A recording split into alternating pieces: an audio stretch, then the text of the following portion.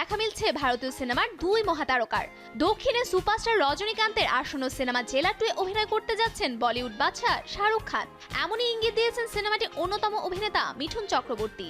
সম্প্রতি এক সাক্ষাৎকারে সহ অভিনেতাদের প্রসঙ্গে কথা বলতে গিয়ে মিঠুন চক্রবর্তী জানান, এই সিনেমাতে থাকছেন মোহনলাল, শাহরুখ খান, রম্যকৃষ্ণন এবং শিবরাজ কুমারের মতো তারকারা।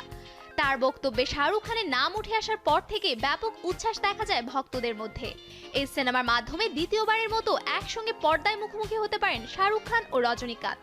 এর আগে 2011 সালে মুক্তি পাওয়া রাওয়ান সিনেমায় একসঙ্গে দেখা গিয়েছিল দুজনকে। সেই সিনেমাতে অতিথি চরিত্রে অভিনয় করেছিলেন রজনীকান্ত। জেলার 2 হচ্ছে রজনীকান্ত অভিনীত 2023 সালে সুপারহিট সিনেমা জেলারের সিকুয়েল।